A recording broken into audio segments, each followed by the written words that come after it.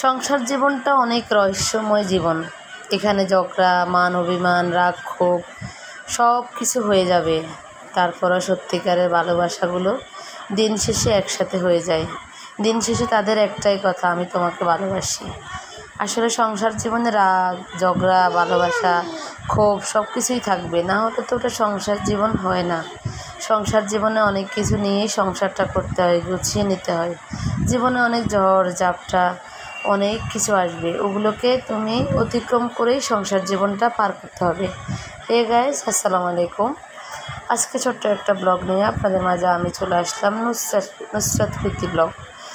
আজকে আমাদের একটা স্পেশাল একটা দিন, আমাদের বিবাহবার্ষিকী। আমাদের 4 হাত মহান রব দুজনের একসাথ করে দিয়েছে এই একটা দিনে, যে শুরু হিসেবে উপহার হিসেবে আমাদের 4টা সন্তান আল্লাহ তাআলা দান করছে। আমাদের আল্লাহর কাছে শুকরিয়া অনেক অনেক, যে আমাদের আল্লাহ তাআলা 4টা সন্তান দান করছেন।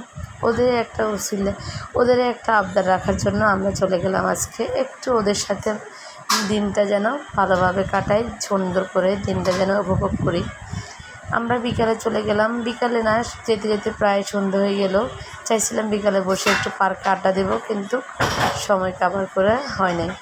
তাই আর কি করব, পার্কে আড্ডা না দিয়ে ফুচকা খেলাম।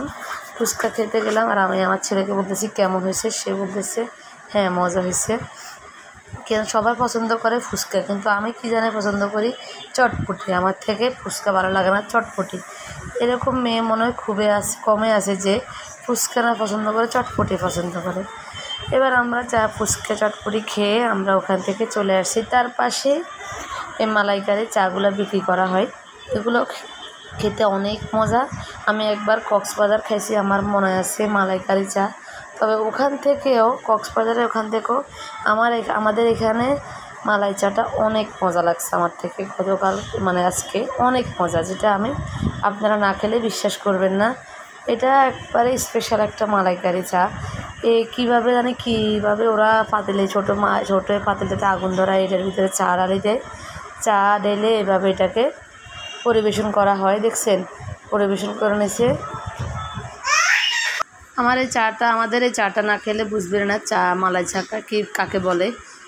আজ এ পর্যন্তই। সবাই ভালো থাকবেন, সুস্থ থাকবেন, লাইক কমেন্ট শেয়ার করবেন, একজন একজনকে সাপোর্ট দিবেন। আশা করি ভালো একটা কিছু উপহার দিতে পারবো আপনাদেরকে। একটু চেষ্টা করতেছি নিজে কিছু করে আপনাদেরকে উপভোগ করার জন্য। বাস্তবতা কোথায় নিয়ে যায় কাকে কেউ বলতে পারে না, তাই নিজে একটু কিছু করার চেষ্টা করতেছি। আল্লাহ হাফেজ।